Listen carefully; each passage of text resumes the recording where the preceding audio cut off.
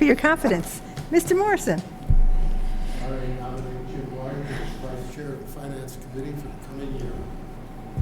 Second. Oh, there we go. You beat me to it. Any other nominations? We're going to close. You're going to, sorry. Nominations closed. Is there a second? Uh, All in Jody, favor? stay there. All in favor of closing nominations? I hope you do this, okay? Okay, All in favor of Right. Jim as vice chair? You're not voting for yourself? Come on. All right. Thank you. One more. Larry. Larry. I nominate Jody Light as Secretary of the Finance Committee for the coming year. I'll second. Larry? Move nominations be closed. Second. All in favor of closing nominations? All in favor of Joni is it clerk or secretary? Secretary. Yes, we can't lose her. Just because I nominated her, I can't abstain. No, you can't. Thank you. No, you're the most important one. All right, we have one reserve fund transfer from fiscal year 19, and then I guess they'll close out the books pretty much. So it's $5,000 for landfill purchase of services. Evidently, all funds are allocated, and it's to pay overages in hauling and disposal of recycling materials, leachate, engineering, and cover material. Is there a motion to approve, and then we can discuss? I'll make the make- motion. I'll second. Okay, discussion. Do we have any sense of how long the lifespan of the landfill is now looking like? I mean, at one, you know, I think we have people here. We have people here. Hi, Ken Lacey. I'm the youth delegation for Board of Health. oh, okay. Oh, Hi. oh. And we wondered who you were. So, we don't have a definitive. We're going to get some better answers on it during this next year. Talking with Just about all parties concerned. So we're hoping to get some sort of engineering done on this, but the estimates right now are around the 10-year, 12-year, maybe 15 on the outside. Okay. That's on the landfill portion of it. So, and that's based on what they've been filling, and if it stays consistent, and if the compaction rates stay the same, type stuff. So, And I'm going to ask you the question you may not know the answer then to, is there's a certain percentage of the funds that are collected that are going towards a capping fund? And how are we doing with the capping fund? Because that's supposed to be a really big number when it happens. yeah. So yes, there are a percentage of numbers. Which numbers are going in there? I haven't had everybody confirm which ones are going to what fund. I think there's in the tune of $560,000 in that fund right now. Okay. And yeah, I've been in discussions with Barbara on that as well. And this is a long-term discussion. Jeff has opened some discussions on landfill's going to be a topic, I think, this year. Okay. So there are a variety of, views on that. One view is have plenty of money and then some to cover it. Other view is be close but not over, because it's public funds and it's public knowledge. So if you go to bid, if it's supposed to be $1.5 million project and you have $1.6 million in there, it might be $1.6 million project. Right. Versus if it's $1.5 million project and you have $1.2 million, then maybe you can work with that. So Yeah, but it's good to have that sense, because I mean, even when we talked about it years ago, it was a 7-figure number for capping. So, I mean, I can't imagine that got cheaper. no, hasn't gotten cheaper. I know we capped Warren 5.5 years or 6 years ago now, and we were hoping to be around the 500,000 marker, and it came in, I think, just around 700,000 at the time, and that was right about when oil jumped. And everything to do with a landfill cap is oil-based. Okay. So that had an impact on that. Since then, things have come down and whatnot. Pros and cons. There aren't many landfills left in the state, Right. which is one pro. It's also a con, because there are that fewer contractors left to bid and do that work. So when there were more landfills out there and they were being capped over the past 20 years, there was a much more competitive market. So I'm not sure what it's going to look like when we do go to bid, being one of the last few landfills left open in the state. So right now, I guess we're in the planning stages of how to fund some type of stabilization fund for capping or something like that, just in the planning? I think so. I just opened that conversation with Barbara, and you know, I've been there going on just about 2 months now, and I've been poking through all the numbers and asking some of those same questions, ongoing. Where does this come from? Why is it here? And what number do we want to be at when we get there? Are we close? Should we stop putting money here and use it somewhere else? Because some of the money from the transfer station does go into that capping reserve that they're building. Some goes into the pay-as-you-throw program. So there's a bunch of different portions of it go different places to do different projects, I guess, or cover different projects while you're up there. So I'm still learning some of the nuances on all the different line items and all different funds that are up there and how we got there. You know, it's 15 or 20 years worth of planning, managing, and politics that got those set up in one way or the other. And Yeah. so, yeah, I'm hoping to have a better answer when I sit with you, whatever it is, December, January, February. I'm hoping to have better answers on those. Okay. That's my expectation. I'm also hoping not to be here doing this ever again. Not that I don't want to meet you, but I'm not a big fan of reserve fund transfers. Ah, So, that's good to hear. yeah, and these line items that are here are going to be very similar line items. I've already spoken with Barbara, so likely I'll come back and discuss stuff with you prior to town special, because these line items aren't funded properly for next year. So I would be here in the same place if we don't move some money into these line items at the special to. Is it the same reasoning that the costs for transportation are higher than expected? Yeah, there's a variety of different things. So I mean, I'm still looking at who did what over the past. One of my issues is that my seat has been fluid over the past Few years. few, yeah, let's go few years, yeah. So I don't think they've, when I say they, I think the board and the people coming in and out haven't really had a good chance. They've been busy getting work done rather than long-term planning and looking at that. And I think some things, it appears that some money was moved to cover some other shortages. They were negotiating stuff here and there. The landfill's still open, so our leachate number is really close every year. And when I say still open, you know, we're getting ready to do a tour, so Jeff understands fully where we're at and what it is. But when it's open, it means there's no cap on top. So when it rains, that's going into a collection system, and we're removing it. So the wet spring that we had translated into a lot of leachate being pumped out. That's sort of how it works until you finally cap it. And it'll go for, once you do cap it, you're in that 3 to 7 year plan of, you know, precipitously going down a little bit till it levels off to a norm for quite a few years. So, so that's sort of why that is. The cap, we were like 80-something bucks over on the cover material.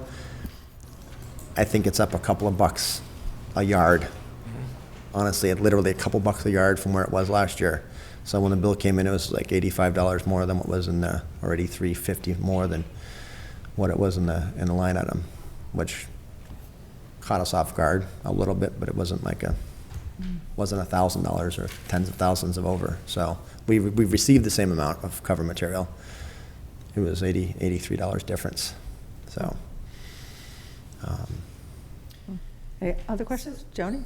So the budget that we went through for the landfill and Board of Health, and you not being a fan of reserve fund transfers, which is fantastic, some of the budget we had at the last minute, we did cut, the town, Yeah. cut a little bit.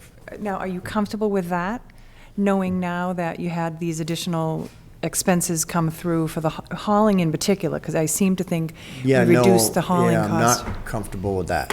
So is We're gonna be in the this, same spot moving forward. So we're gonna have to work on either alternate forms of funding or shifting some of the money that we have into this to get us through next year.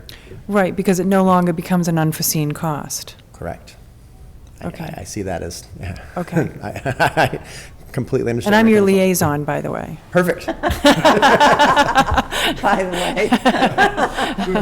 Yeah. On the bonus, where I came from, I've got 17 years' experience with our landfill and transfer station, so that's plenty. I've seen good and bad. They're definitely they're a nice asset to have in town if managed properly. Ever, my condolences. My. So yes, Tough at crowd. that point we will be in touch. You and I will spend some time in the fall. and Yes, go over line absolutely. items. Yes, you will. I've been poking over line item by line item and Yeah, I'd like to know. Yeah, we do go through that. Everyone does, so it is good to know. But Yep. I'm just curious, when you said no reserve fund, ugh, you know what I mean? Knowing that the budget was cut and how you want to move things around, I'm just wondering how you might get around that. I'm not sure at this point. I got to dig through what remains of some of the, we just got the new budget, so now I've got to really look at all the line items and see where we ended, and are we going to end the same place, or can we move it around, or do we need to ask for money, or can I shift it out of Well, you also have a another? revolving fund. Right, I know. And I don't know, one of them I have a good idea of all the stuff we can do with it, and we can't use it for what I thought we might be able to use it for. The other one, it's the capping fund, so I'm not sure we can use any of that either. And the discussion was already should it be a thought of capital planning? So at some point, this is a discussion that I have with Barb, if we remove it from a revolving fund sitting there taking in money, can it earn money? Can they do something better with it over the next couple of years if it's in a capital plan or something like that? So yeah. And we have other capital expenses coming up there as it is. We have 2 pumps that are aging, those leachate pumps that are in there, so I will be back to see the capital planning committee portion, so, yeah. Thinking through a lot of fun stuff. Welcome. So I know I don't have a perfect answer for that, but I know I'm hoping to find something somewhere to help offset this, because we're looking at, $5,000, which I'm not a fan of any of the transfers, but it wasn't like it was 50,000, so, we are using some of our recycling money to do some purchases that we're able, so we're using some of the alternate money to pick up some things that we needed up there, so. Any other questions on the reserve fund transfer? No? All in favor? Opposed? Guess there's no one, so that's 6-0. Thank you. Thank you for Thank coming you for out. coming. No, not a problem. Nice to meet you. Yeah, Yep. it was nice to meet you all, and I will see you again, I guess, this winter. Oh, you will. Thanks, have a nice night. You too. The next thing is the approval of meeting minutes of June 3rd, which was the meeting right before the town meeting at Tantascwa, as you recall. Yeah, sorry, I totally forgot. Did you Last see minute those, I Mike? sent them. Okay. So I copied them for nothing. In case you need a copy, I have some. It's your motion, Jim. I'll make a motion to accept the minutes as presented. I'll second. Any discussion? All in favor? Oh, really going right through these. All right, thank you. New business. Mr. Morrison. 2 items, both suggestions. This meeting is both the last meeting of the year and the first meeting of the year. We just did the last business, as far as we know, for the prior year. We elected officers for the coming year.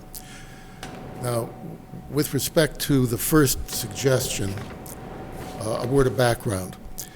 A long time ago, when Kevin and Peg Nelson and I did the book, we included a glossary of common municipal finance terms.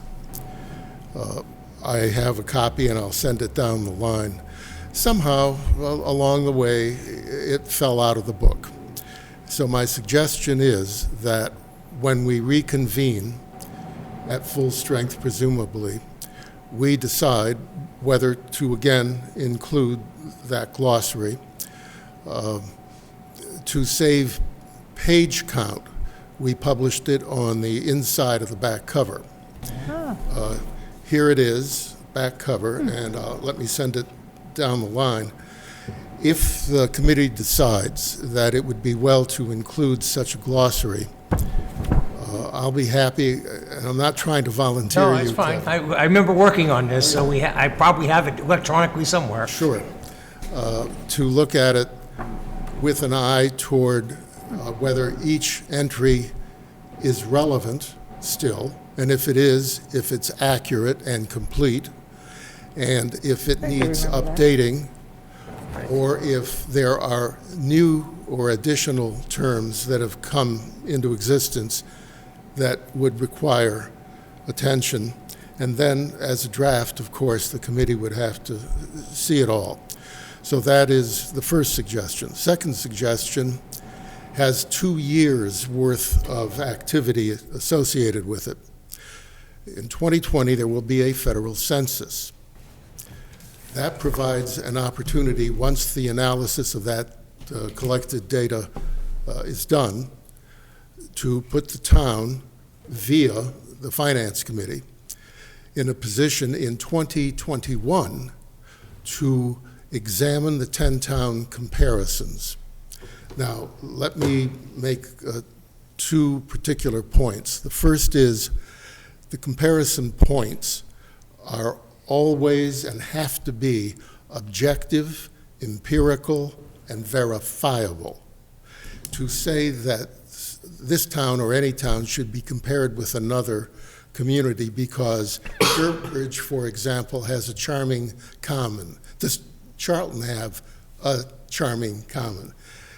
That may be well-intended, but from a standpoint of comparisons, it doesn't work. There is a cliche about somebody's meat as somebody else's poison. Somebody says, well, you call that charming, you ought to take a look at Wellesley. Or anyway, the data are not debatable. The use of the data can be argued, but not the data points themselves. I have made a list of what I believe is a complete list of 27 comparison points. For example, whether a town has accepted a CPC, the number of miles of road accepted and maintained by the town. Is the town a part of a regional school district? Does the town have a unified or a 2-part tax assessment basis? The total tax levy. Is the town under Proposition 2.5 or not? What is the town's credit rating? And about 18 others like that. And it would really amount to collecting the data, creating a grid so you could read across and down and compare any given town with any given town. So some of them would be automatically ruled out. There wouldn't be 350 other possibilities for comparisons. If it's even 10 towns, why isn't it 9? Why isn't it 11? That can be discussed. But you will notice that when someone appears here saying, I did the 10-town comparison and I had to call a given town's clerk because it had to be updated. It has now been some years since an update, and it's got a lot of Scotch tape on it right now. So if in 2020 the committee, first of all, decides whether to undertake it, and if so, uses 2020 to establish the methodology and run a test, take 50 or 60 communities and try it and see what happens.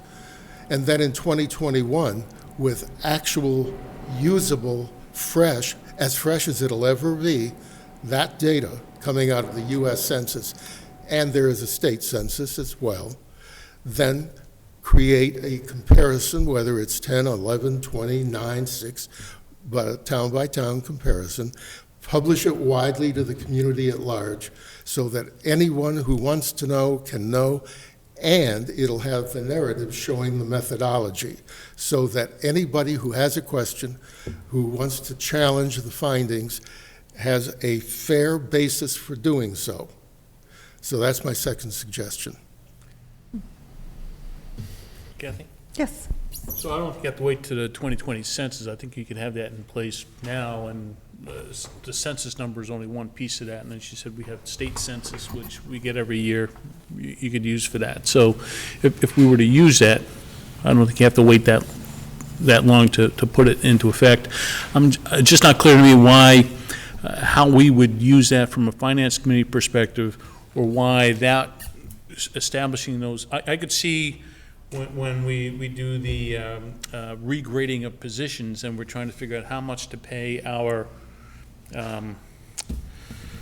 employee A, or position A versus comparable towns, where that would be useful in that exercise, because we're picking towns with similar service, similar size and so forth, to do the comparison for salary purposes. So why does that come from the finance committee versus Jeff or the selectmen or some other group to establish the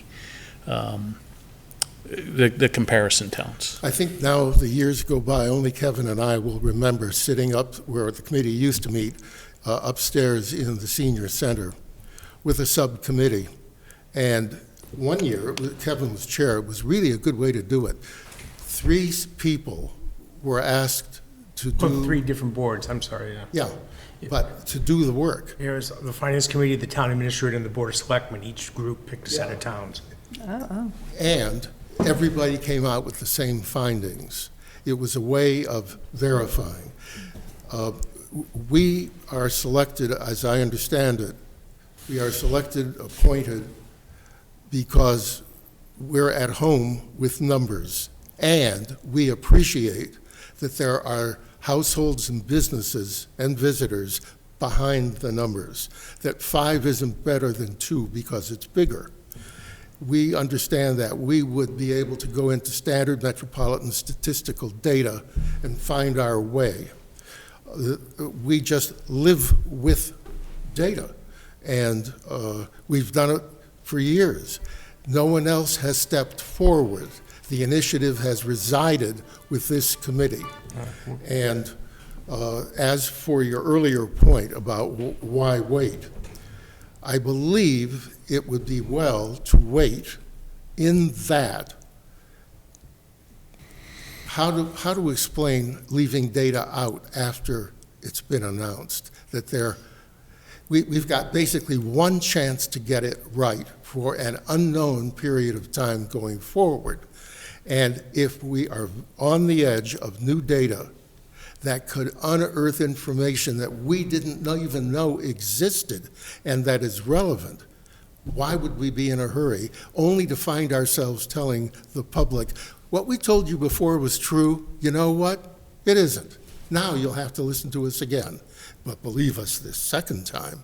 Why put ourselves in that position? I don't know if it answers your original question, though, because the reason why it's us is because we were the first committee to do it. We were clamoring for some type of comparison to do basically salaries and were we paying our people fairly and were our setups done right. We started the 10 towns, we picked the 10 towns. It was 3 to 5 years later where the event Larry talks about where we did it again. The town administrator picked 10 different towns and the board of selectmen picked 10 different towns, and we did the comparison, and our original 10-town comparison still worked well for us. Now, Larry is correct. It's been a long time since we've probably gone back and reviewed those 10 towns, but those 10 towns became the data points for all of the payment structures for salaries, and then also working for the contracts as well. All the contracts, when they were negotiated for periods of time, referred back to those 10 comparison towns. It's an interesting exercise. I'd be curious in the information and the data. I'm just have to see how we play out to effectively use that as we go And along. I agree with you, which is why I hope that in 2020, the committee as a whole will say, yeah, let's sally forth in anticipation of really juicy data that you can kind of go swimming in and really learn something, and then organize it, not try to make an argument, just organize it, and then support it with the methodology that's been piloted and tested, and then publish it. a lot of people hang their hat on those comparisons, Yeah, they do. and it can get emotional. Every year. And what if somebody says, well, Sturbridge is at the intersection of two interstates? Well, Grafton isn't. Is it relevant? That's got to be shown in the methodology. Maybe it is, maybe it isn't. I'm not arguing one way or the other. No. I'm just trying to illustrate how it could take a year to debug the methodology if we're going to be thorough. And if you're thorough and you're analytical and you're open-minded, good things can happen. And we're trying to help the town. And Jeff, maybe there's food for thought for when you put your RFP out for that analysis you're having done. On the Personnel salaries. analysis. It's food for thought, yeah. Definitely. Okay, any other new business? If you'd like, it just occurs to me, I'll email to the committee and with a little preface for those who aren't here, Right. That list, for example, yes or no, Quinn meal, things yes. like that Yeah, things like that are, are really a number of hotel and motel rooms, percentage of open space. You can't argue that it's whatever percent it is. Now, you can argue whether it should be considered. It's a separate issue.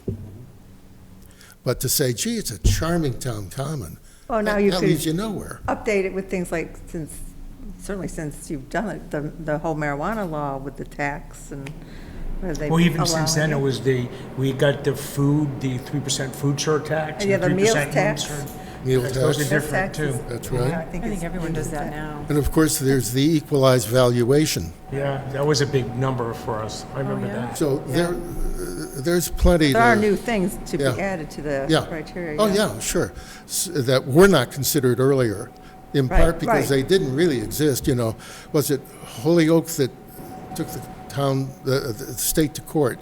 I think it was Holyoke that took the state to court because Newton was getting all kind of money and Holyoke wasn't even getting a red cent, and won. And out of that came the equalization formula.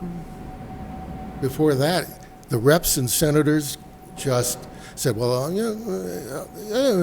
And sorry, what is that? What is the equalization? It's the state's method of basically doing the comparison for us. And I forget all the numbers in it. You can find it in, You can find it on the Division Yeah, of Local local Services. services. it's the in all- full and fair cash value of all the property in a jurisdiction. Yeah, I've looked, you can find it at the Division of Local Services under the Department of Revenue. I have looked at it at one point, So- yeah. Interesting It's number. interesting. So stuff I'm to look hoping at. that you'll recognize the topics, both of them, Yeah, when we definitely. reconvene and see what we see. All right, Okay, definitely. thank you. I'll add just one for, reactivating old processes. I mean, this past fiscal year was, relatively benign. There weren't a lot of, really controversial, really outstanding things, but maybe next year, going back to doing the memorandum of understanding, after we do the whole budget process. Memorandum of findings. Findings, yeah. Findings. And you're right, the findings that we went through, here are the topics we thought were important, Yep. but weren't necessarily addressed, and that used to go to the Right, it did used to go. town there. administrator and the board of selectmen. Yeah, we just happened to have a vanilla year. Yeah. Just turned out that way. It was basically a work product when we were Yeah. getting all efforts. Right, Here's the right. things Right. that we think need to be addressed. No ranking order, just you should be aware that these things Sure. should be taken into your, deliberations in the next fiscal year. Right. Sorry. No, that's good, no, Kathy's going to have a busy year. I guess. Anything else on a new business? Old business? Public access. Jeff, you want to say anything while you're here? No, I'm just looking forward to a full year with the group, going through the full budget process and all those good things that come with it. Oh, good. You can relax now that the budget's done, yeah? I don't think so. I'm sure there's other things to, Now he has to execute it in accordance with the budget he's got. Now you just have to execute it. That's probably harder than putting it together. One thing to collect the money, now you gotta spend it wisely. All right. All right, is there a motion to adjourn? Motion to adjourn? All in favor? Adjourned at Nobody? Okay. Oh, yeah, I think it was Kevin. 7:31. Thank you. Madam Chair. All right. And here's your pen. Oh, you got it. So, don't.